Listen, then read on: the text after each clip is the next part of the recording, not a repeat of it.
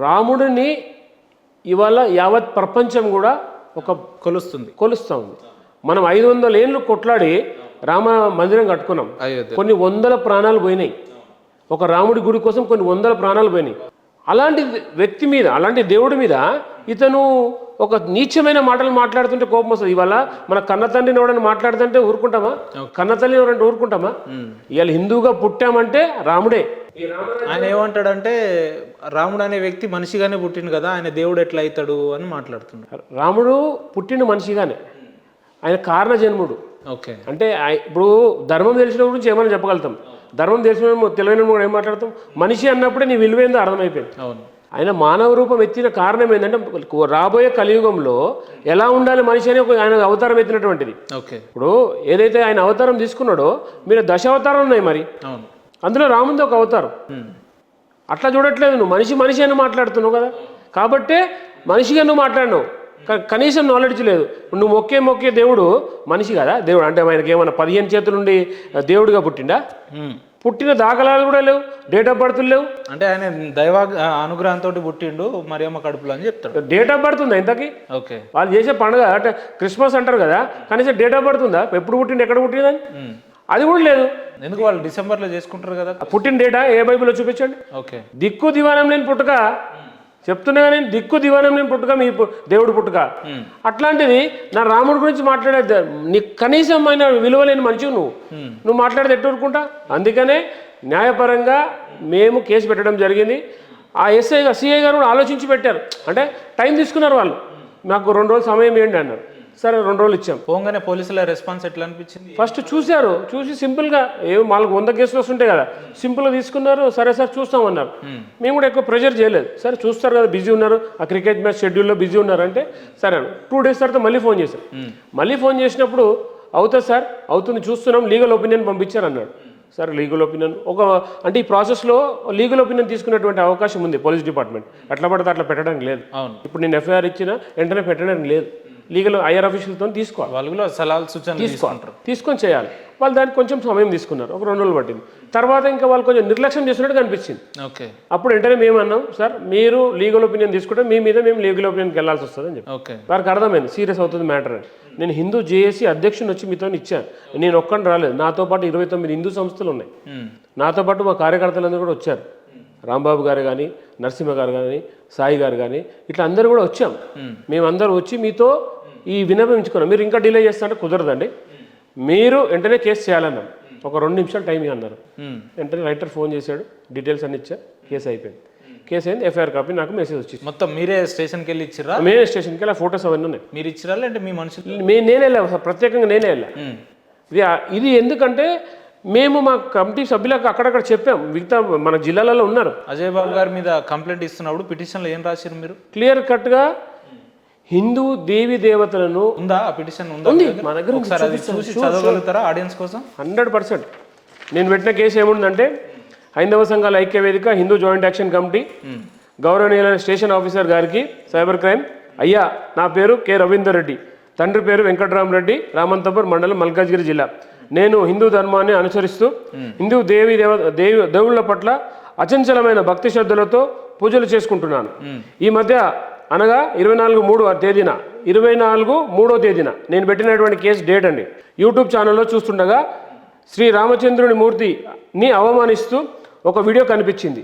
ఆ వీడియో చేసిన వ్యక్తి మద్దిశెట్టి ఎర్రప్ప అలియాస్ అజయ్ బాబు అనే తండ్రి కోటయ్య, సరోజనాపురం, దమ్ముశెట్టి మండలం, భద్రాద్రి కొత్తగూడెం జిల్లా, తెలంగాణ రాష్ట్రం. ఫోన్ నంబర్ అతనిది 9000068895. ఈ వ్యక్తి దేవీ దేవతలను దూషిస్తూ హిందువులు మత విశ్వాసాలను గాయపరుస్తూ అనేక వీడియోలు చేస్తున్నాడు. ఈ వ్యక్తిని ఇంటర్వ్యూ చేసిన వ్యక్తి, ఆ వీడియో ప్రసారం చేస్తున్న సిగ్నేచర్ స్టూడియో కూడా ఈ నేరంలో భాగస్వాములుగానే ఉన్నారు. మమ్మల్ని కూడా ఇన్వాల్వ్ చేశారు మీరు అందులో. అయితే ఎక్కడ జరిగింది? నేను చూసిన స్టూడియో ఏంటంటే సిగ్నేచర్ స్టూడియో ఛానల్లో చూశాను నేను, కాబట్టి అది మెన్షన్ చేయాల్సి వస్తుంది కదా, కాబట్టి అది కూడా మెన్షన్ చేశాను. చిత్రం ఏంటంటే అది చేసి నేనే అండి రవీంద్ర గారు, మీరు నా మీద కంప్లైంట్ ఇస్తే ఎట్లా? అయితే భాగస్వాములుగా ఉన్నారు. గణతంత్ర లౌకిక రాజ్యంలో అయిన మన భారతదేశం హిందువుల మత విశ్వాసాలను గాయపరుస్తూ హిందూ దేవీ దేవతలను దూషిస్తూ వీడియోలు ప్రచారం చేస్తున్న అజయ్ బాబు మరియు సిగ్నేచర్ స్టూడియో వారిపై బిఎన్ఎస్ చట్టం 298, 299, 300 మరియు 302 సెక్షన్ల ప్రకారము కఠిన చర్య తీసుకోవాల్సిందిగా కోరుచున్నాను. ఇట్లు ఫిర్యాదు చేసినప్పుడు లింక్స్ మొత్తం పెట్టాను, 4 వీడియోల లింక్స్ పెట్టాను, తర్వాత సీడీ చేశాను. పూర్తి ఎవిడెన్స్. బిఎన్ఎస్ చట్టం కొత్త చట్టం ఏం చెప్తుందంటే గతంలో ఈ 299 చట్టం 295 ఉండేది, అంటే గతంలో ఉన్న చట్టాలు. ఇప్పుడు బిఎన్ఎస్ భారత్ న్యాయ సమితి ఏం చెప్తుందంటే ఎవిడెన్స్ ఇస్తే కంపల్సరీ షుడ్ పనిష్. నేను ఎవిడెన్స్తో ఇచ్చా, ఆ ఎవిడెన్స్ రాంగ్ రైట్ అనేది నిర్ధారణ చేసుకోవాల్సింది పోలీసు వాళ్ళు. ఇప్పుడు నేను విత్ యూట్యూబ్ లింక్స్ ఇచ్చా, ఆయన ఆడియోస్ వీడియోస్ ఇచ్చా, ఇవన్నీ ఇచ్చి చేశాను. వెంటనే వాళ్ళు స్పందించి వాళ్ళు వెరిఫికేషన్ చేసి ఎఫ్ఐఆర్ చేశారు. అసలు ఇదే అజయ్ బాబు అనే వ్యక్తి ఎందుకు హిందువుల పరంగా మీరు ఈ రకంగా మాట్లాడుతున్నారు అని నేను అడిగిన. ఓకే, అయితే వారు ఏమన్నారంటే ఇదే రాధా మనోహర్ దాస్ అనే వ్యక్తి మరి మా బైబిల్ని బొకడా బైబిల్ అన్నాడు, మరియమ్మ వ్యభిచారం చేసి యేసుని అన్నది అన్నాడు. మరి అప్పుడు మేము సపోర్ట్ చేయక ఊరుకోవాలన్నా, వాళ్ళ కాళ్ళు పట్టుకోవాలన్నా, మేము కూడా కుక్క కాటుకు చెప్పు దెబ్బ అనే రకంగానే స్పందిస్తాం అని మాట్లాడు. ఇప్పుడు తప్పు ఎవరు చేసినా తప్పే అండి. నేను ఎందుకు చెప్తున్నానంటే ఇక్కడ ఒక గొప్ప విషయం చెప్పాల్సిన అవసరం ఉంది. కొన్ని సంవత్సరాలుగా చూస్తున్నా దేవీ దేవతలను వీళ్ళు కించపరుస్తారు, వాళ్ళు కించపరుస్తారు. కొంతమంది హిందువులు యూట్యూబర్స్ అని పేరు చెప్పుకొని, సోదరులే కదా హైందవ సమాజంలో, అదే చెప్తున్నాను, యూట్యూబర్స్ అని పెట్టుకుంటూ దీని మీద డబ్బులు దండుకోవడానికి కొన్ని ఛానల్స్, అందరూ అనట్లేదండి, కొన్ని ఛానల్స్ ఉన్నాయి. ఈ డబ్బులు దండుకోవడానికి వీళ్ళు ఒక ప్రీ ప్లాన్ గేమ్ ఆడుతూ ఉన్నారు. ఫస్ట్ వాళ్ళ బైబిల్లోనే బూతులు ఉన్నాయి, అది ఎత్తి చెప్తున్నారు వీళ్ళు. దానికి కౌంటర్గా తెలుసు బైబిల్లో బూతులు ఉన్నాయి. చెప్తా ఏం బూతులు చెప్తా. నేను చదివిన దాంట్లో ఒక కాండం ఉంది, దాని డీటెయిల్స్ చెప్పమంటే కూడా బైబిల్ తీయాల్సి వస్తుంది. ఓవరాల్గా చెప్పండి పర్లేదు. ఒక తండ్రితోని ఒక రాత్రి పడుకొని ఇది చేయొచ్చు అని ఒక క్లియర్ కట్ శ్లోకం కూడా ఉంది. నేను అది చదువు అంటే జుబిసకరంగా ఉంటుంది. తన కూతురు తండ్రితో క్షయించి ఇది చేయొచ్చు అని చెప్పి రాసింది. అది ఎక్కడైనా ఒప్పుకునే పద్ధతేనా అండి? కన్న తండ్రితోని సంసారం చేసే పద్ధతి ఉందా? బైబిల్లో ఉంది, చూపిస్తా క్లియర్ కట్గా. కావాలంటే నేను మీకు కావాలంటే ఆ బైబిల్లో ఫోటోస్ తెలుసు నాకు, విషయం కూడా వ్యాఖ్యం అర్థమైపోయింది. అట్లాంటి విషయాలు కొంతమంది బయట పెట్టారు. అంటే ఇంకా చాలా ఉన్నాయి, అంతే మామూలు బూతులు కావేవి. బైబిలే బూత్ పురాణం కులా చెప్తున్నా. అయితే ఇక్కడ దాన్ని చేసినప్పుడు వాళ్ళు ఏం చేశారు, దానికి కౌంటర్ ఇవ్వలేదు. బాబు ఎందుకు వచ్చిన సందర్భం బైబిల్లో అని చెప్పట్లేదు. వెంటనే వీళ్ళు దేవుడి దేవతని తిట్టడం, వీళ్ళు తిట్టా వాళ్ళు తిట్టా. ఇప్పుడు సరే వీళ్ళు తిట్టిరు, వాళ్ళు కేసు పెట్టాలి, ముందు వాళ్ళు కేసు పెట్టట్లే, వాడు తిడుతున్నాడు. మరి ఆ లెక్కన ఉంటే మీరు మొదటగా కేసు పెట్టాల్సింది అజయ్ బాబు మీద కాదు, హైందవ సోదరుల మీదే చెప్తాను. ఎవరైతే ఆర్గ్యుమెంట్ చేసారో వాళ్ళ మీద. అక్కడికి వస్తున్నాం. వాళ్ళు హైందవ సోదరులు కాబట్టి వాళ్ళకి చెప్పాము ముందుగాల మేము, మీరు కాంట్రవర్సీకి వెళ్ళకండి, విషయంలో ఏదైనా బైబిల్ ఎవిడెన్స్తో మాట్లాడండి, ఎవిడెన్స్ లేకుండా మాట్లాడొద్దని చెప్పాము మా వాళ్ళకి. పూర్తి ఎవిడెన్స్తో Bible page to page, pin to pin చెప్తున్నారు. ఇక్కడ సమాధానం చెప్పే వాళ్ళు ముందు వాళ్ళు సమాధానం చెప్పాలన్నా సమాధానం చెప్పట్లేదు. వాళ్ళు రివర్స్గా తిడుతున్నారు, బూతులు తిడుతున్నారు, వీళ్ళు బూతులు తిడుతున్నారు. వీళ్ళు తిట్ట ఏమైపోయింది, 1 పోయి 2 పోయి 4 పోయి మొత్తం 10 అయిపోతుంది. ఇక తిట్టుడు పురాణం స్టార్ట్ అవుతుంది. ఇది ఎంతవరకు? ఈ దెబ్బతో ఆగిపోవాలి. వీడు తిట్టదు, వాడు తిట్టదు. నేను చెప్పేది ఏంటంటే వీడు తిట్టడు, వాడు తిట్టడు, ఎందుకు తిట్టుకుంటారండి? ఎవరి గ్రంథాలు వాళ్ళకి గొప్ప కావచ్చు, అందులో మీరు లోటుపాట్లు ఉన్నాయి. సరే, సనాతన ధర్మంలో అక్కడెక్కడ కొద్దిగా లోటుపాట్లు ఉండొచ్చు, నేను కాదనట్లేదు. కానీ ఇతర మతస్థులలో ఈ ధర్మాన్ని నమ్మకుంటే నరికి సంపే అంటున్నారు. ఈ ధర్మాన్ని నమ్మకుంటే నరికి సంపే అంటున్నారు. మళ్ళీ ఇంకోటి ఏంటంటే వీళ్ళు నిన్న మన వచ్చిన ధర్మాలండి, ఒకటి 1400 ఏళ్ళు, ఒకటి 2000 ఏళ్ళు.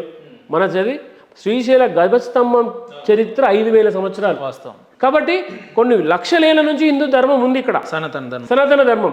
నువ్వు నిన్నగాక మొన్నొచ్చి అంటే మేము మాట్లాడే హక్కు మాకుంది, మాట్లాడతాం. ఇది మా దేశం, భారతదేశం హిందూ దేశం. కాబట్టి మేము మాట్లాడతాం. హిందూ దేశమా? ఎస్, హిందూ దేశం 100% హిందూ దేశం. రాజ్యాంగం హిందువులే ఉండాలి, ఇతర మతస్థులు ఉండాలి. ఒకటి చెప్తాను, సెక్యులర్ కంట్రీ వలస వచ్చిన వాళ్ళు వలస వచ్చినట్టే ఉండాలా.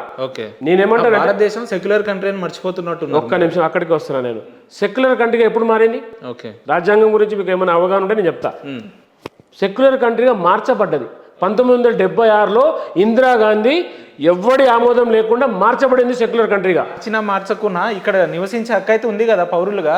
అయితే ఒక మానవతా దృక్పథంతో హిందువులు ఆలోచిస్తున్నారు కాబట్టి అందరూ ఉండమంటున్నారు. అందరూ ఉండండి బాబు, మీరు ఏదో నమ్ముకున్నారు, మీ జాగాలో ఉండండి. కానీ నువ్వు ఉంటలేవు, ఇప్పుడు నన్ను పంపిస్తున్నావు. ఒంటె సామెత ఒకటి ఉంది చూసారా? క్రిస్టియన్స్ మత మార్పిడి చేస్తున్నారు అంటే మీరు దాన్ని నమ్ముతారా? 100% చేస్తున్నారు. యాక్సెప్ట్ చేస్తారు. నేను కేసులు పెట్టే వాళ్ళ మీద. ఇప్పుడు మీరు ఉన్నారు అనుకోండి, మీరు రామాయణం, మహాభారతం, పురాణాలు, వేదాలు, ఇతిహాసాలు మంచిగా చదువుకొని ఉన్నారు. మిమ్మల్ని నేను మత మార్పిడి చేయగలుగుతానా? అంత సాధ్యం అవుతుందా? చెప్తాను ఎందుకు జరుగుతుంది ఇదంతా. ఇక్కడ మనకు నిరక్షరాస్యత ఉన్నది. ఓకే. వీళ్ళు ఫస్ట్ ఆయుధమే ఈ యొక్క చదువు. స్కూల్స్గా వచ్చారు ఫస్ట్ వీళ్ళు. స్కూల్స్గా వచ్చి అక్కడ మెల్లిగా ఏం చేస్తున్నారంటే ప్రార్థనలు చేయించడం. ప్రార్థనలు చేయించిన తర్వాత ఇతనే దేవుడు మెల్లగా ఆలోచనలో లాగడం పిల్లల్ని ఇక్కడ నుంచి. ఇక్కడ పాయింట్ ఆఫ్ వ్యూ గమనించండి మీరు. ఇప్పుడు నిన్న మొన్న జరుగుతలేదు ఇది. ఎప్పుడైతే క్రిస్టియన్స్ మన దేశంకి వచ్చినప్పుడు, బ్రిటిష్ వాళ్ళు వచ్చినప్పుడు, వీళ్ళ ఉద్దేశమే ఇక్కడ హిందుత్వాన్ని నాశనం చేయాలి. ఫస్ట్ గోమాత మీద స్టార్ట్ చేశారు. గోమాత మీద ఎలా స్టార్ట్ చేశారంటే వీళ్ళ దేశంలో కెమికల్ లేకుండా పండిస్తున్నారు పంటని. ఎట్లా పండిస్తున్నారు? యూరియా సప్లై చేయడానికి వచ్చారు వీళ్ళు. ఇక్కడ మనం గో ఆధారిత ఉత్పాదన చేస్తూ మనం హాయిగా ఉన్నాం. కోట్ల మన చరిత్రని వజ్రాల రోడ్ల మీద వేసి అమ్మినటువంటి చరిత్ర మనది. కాబట్టి ఎక్కడ దెబ్బ కొట్టాలి? వీళ్ళ మూలం ఏంటి అంటే గోమాత. గోమాతని ఏం చేశారు? కోయడం స్టార్ట్ చేశారు. కోసి ఎవరు తినిపించారు? కనీసం అన్నం లేని వాళ్ళకి తినిపించారు. తినిపించి పక్కన కూర్చోబెట్టుకొని వాళ్ళు స్లోగా మత మార్పిడి స్టార్ట్ చేశారు. ఈ మత మార్పిడి మెల్లిమెల్లిగా ఏమైపోయిందంటే చదువులు, మేము చదువు చెప్తాం, మీకు అక్షర జ్ఞానం ఇస్తాం, ఆ జ్ఞానం ఇస్తాం. మీరు మాట్లాడే దాంట్లో తేడా అవుద్ది. నేను ఏమంటున్నా అంటే భారతదేశం 80% హిందువులు ఉన్నామని మనం చెప్పుకుంటాం కదా. 96% ఉండే. సరే మీ లెక్కల 96% 96% హిందువులు ఉన్న ఈ దేశంలో కేవలం 4% ఉన్న క్రిస్టియన్లు కావచ్చు, ముస్లింలు కావచ్చు, వీళ్ళు మత మార్పిడి ఎట్లా చేస్తారు? అక్కడికి వస్తున్న పాయింట్ అదే చెప్తున్నా మీకు. భారతదేశంలో స్వతంత్రం వచ్చినప్పుడు 1947లో 4% ముస్లింలు, 4% ముస్లింలు, 0% క్రిస్టియన్. 0. ఇది పాయింట్ గుర్తుపెట్టుకోండి. 0% క్రిస్టియన్స్. తర్వాత వీళ్ళు ఎప్పుడైతే స్వతంత్రానికి మనకు స్టార్ట్ చేశారో స్లోగా క్రిస్టియన్ అనేది ప్రబలించింది. 1:10, 1:10, 10:100 పోతా ఉంది. ఇవి మన సంఖ్య తగ్గిపోతుంది. 96% 80కి ఎందుకు వచ్చిందండి? వీళ్ళు ఆ 4% ఉన్నది.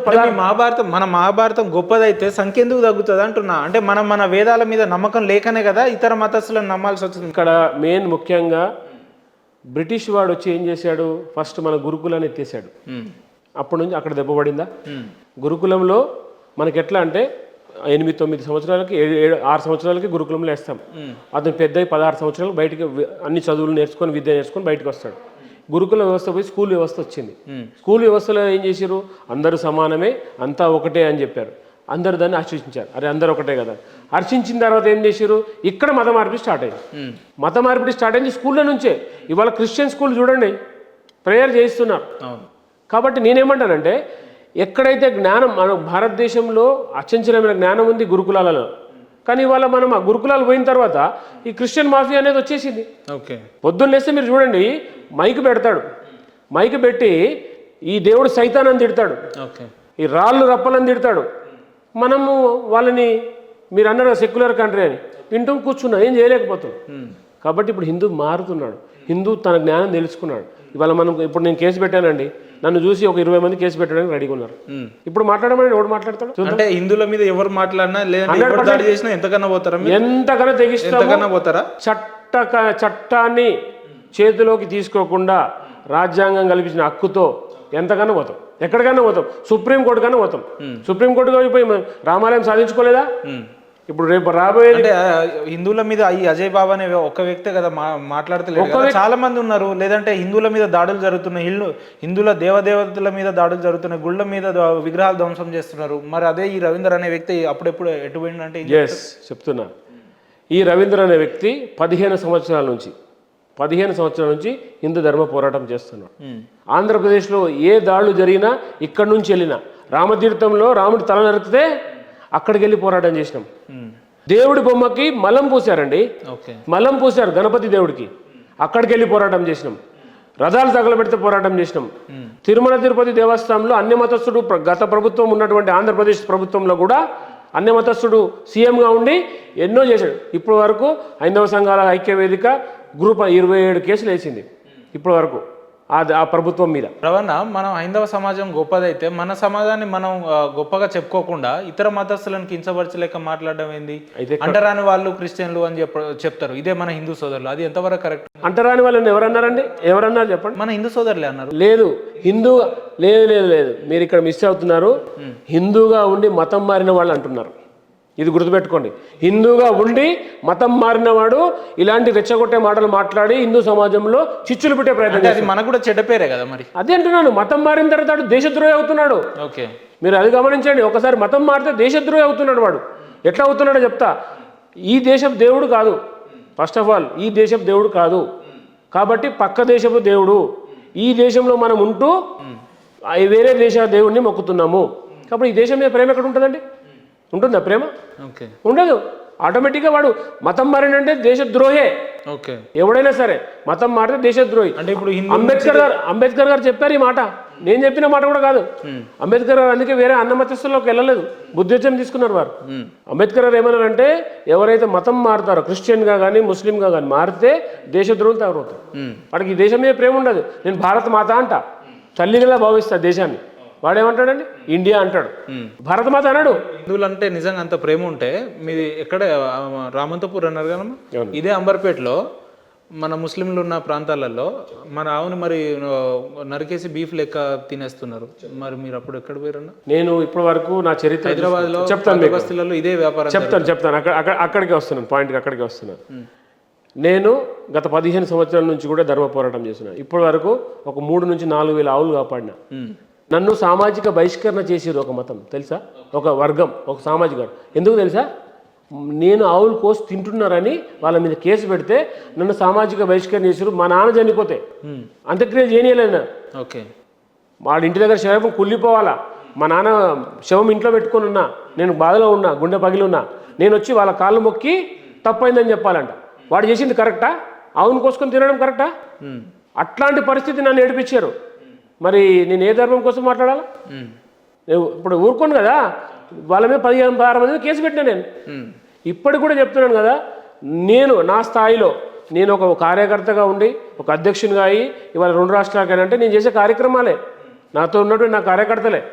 ఇప్పుడు ఒక్కడిగా వచ్చాను, 1000 మందిగా అయ్యింది. ఓకే, రాబోయే తరాలు అవేర్నెస్. ఇప్పుడు చూడండి, గతంలో 15 ఏళ్ల కింద హిందుత్వం కోసం మాట్లాడేవాడు లేడు. మాట్లాడితే మనకెందుకులే అన్నారు. ఇవాళ మాట్లాడుతున్నారు. ఈ సోషల్ మాధ్యమమే కానీ ఇవాళ మాట్లాడుతున్నామంటే మనం జాగృతమయ్యాం. టైం పడుతుండొచ్చు. ఇప్పుడు రామాలయం చూడండి, ఎన్ని ప్రభుత్వాలు వచ్చినా 500 ఏళ్ళు పట్టింది. మీరు అనొచ్చు ఎందుకు మనం భారతదేశంగా రామాలయం కట్టుకోలేకపోయాం, 500 సంవత్సరం ఆగాం. ఎందుకు ఆగాం? టైం రావాలి, దానికన్నా జాగృతం కావాలి, చైతన్యం అవుతుంది. ఇవాళ హిందువులకు ఇక టైం వచ్చింది అనుకుంటున్నారు. 100% ఎట్లా అనుకుంటున్నారు? కనబడుతుంది చరిత్ర. ఇవాళ మాట్లాడుతున్నారు, ప్రతి హిందువు మాట్లాడుతున్నారు. మీరు మాట్లాడుతున్నారు హిందుత్వం కోసం, నేను మాట్లాడుతున్నా హిందుత్వం కోసం. మీరు ఇంతకుముందు ఇలాంటివి చేయకపోయేది కదా, ఇప్పుడు చేస్తున్నారు కదా. ఎందుకు అడుగుతున్నారు నన్ను? మార్పు వచ్చిందంట. 100% మార్పు వచ్చింది, చైతన్యం వచ్చింది, హిందూ సమాజం మేలుకున్నది. కాబట్టి రాబోయేది హిందూ దేశమే, హిందూ రాష్ట్రంగా ప్రకటించుకుంటాం. హిందూ దేశంగానే మనది భారతదేశం ఉంటుంది.